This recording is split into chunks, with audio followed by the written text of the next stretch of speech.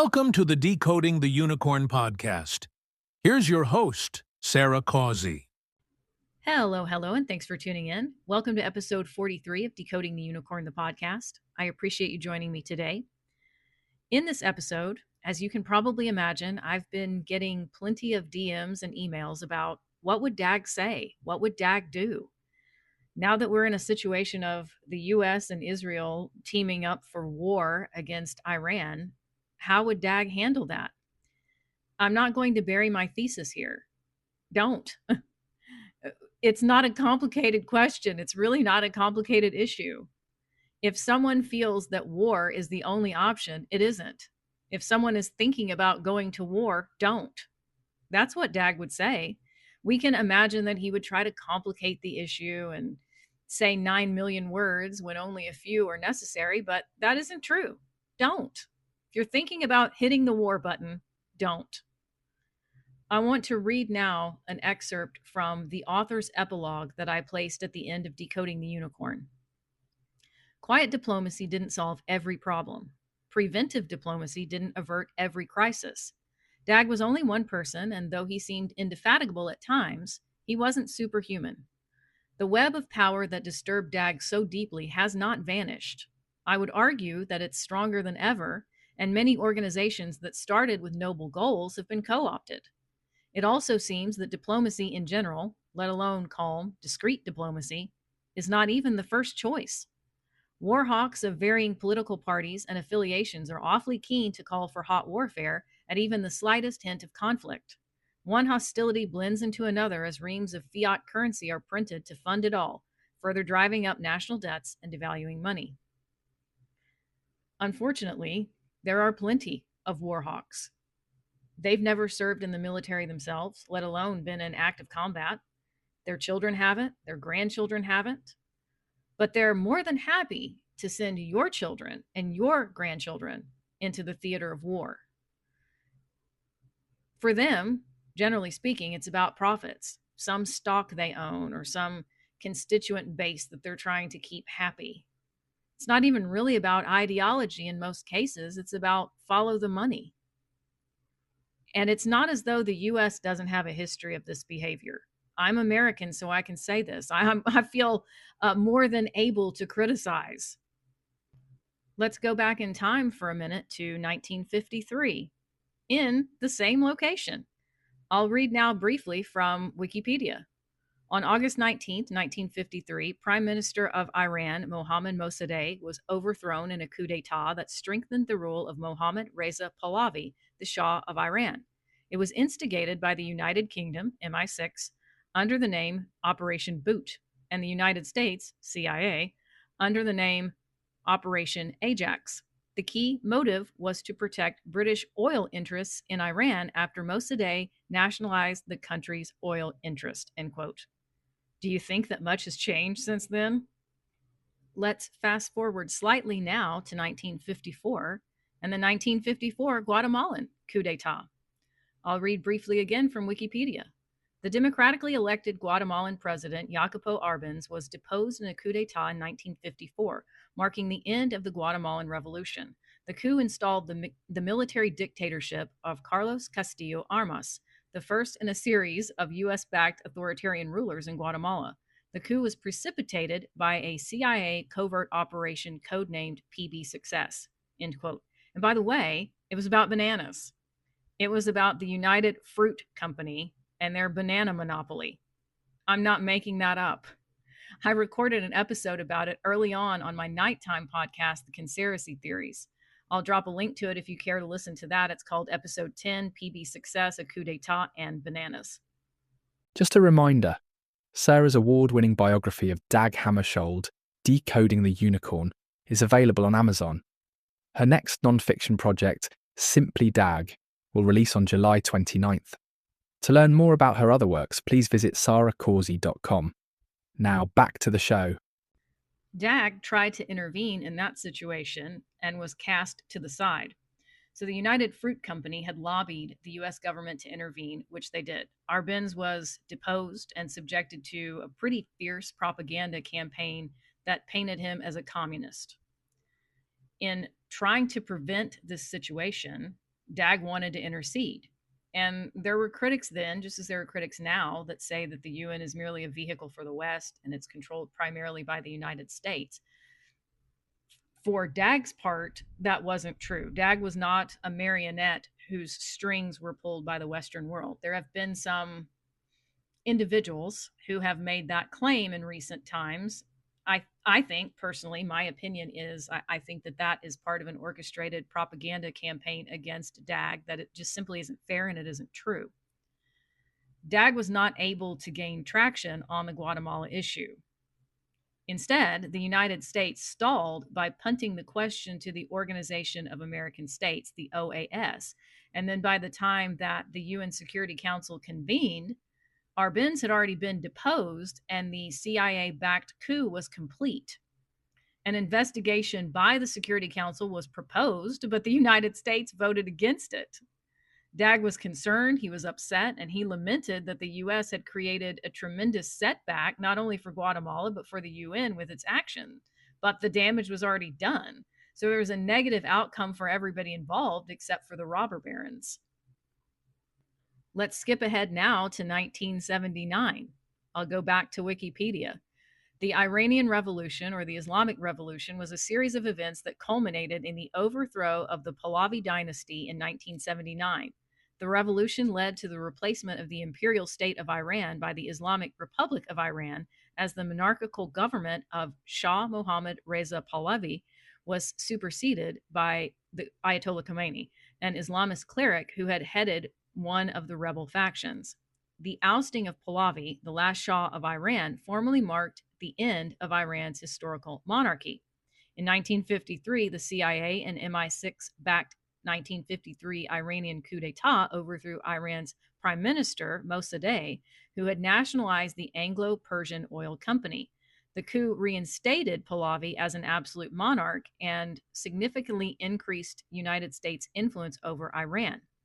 In 1963, the Shah had launched the White Revolution, a top-down modernization and land reform program that alienated many sectors of society, especially the clergy. Khomeini emerged as a vocal critic and was exiled in 1964. However, as ideological tensions persisted between Pahlavi and Khomeini, anti-government demonstrations began in October 1977, developing into a campaign of civil resistance that included communists, socialists, and Islamists. Mass protests were underway. On January 16, 1979, Pahlavi left Iran for exile, leaving his duties to Iran's Regency Council and an opposition-based prime minister. On February 1, 1979, Khomeini returned following an invitation by the government. Several million greeted him as he landed in Tehran.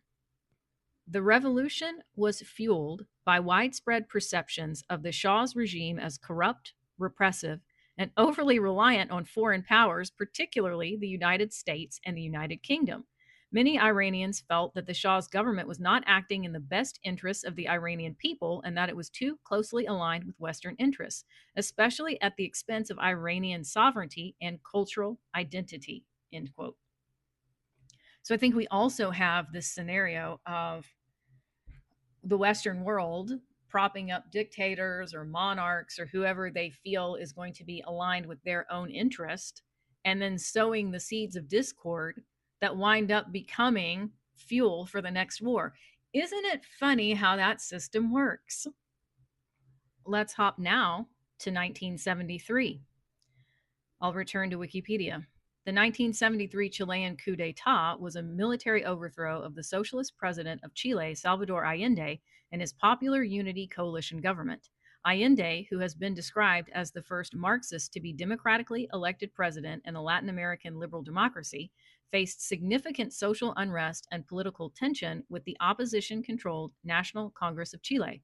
On September 11, 1973, a group of military officers led by Augusto Pinochet seized power in a coup, ending civilian rule.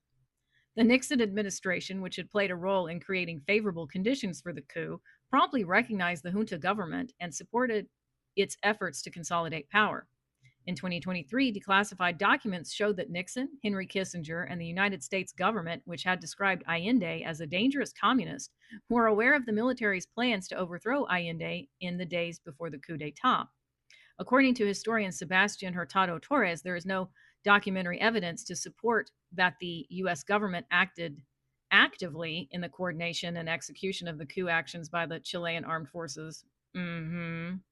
However, Richard Nixon's interest from the beginning was that Allende's government would not be consolidated. Historian Peter Wynn found extensive evidence of U.S. complicity in the coup, end quote.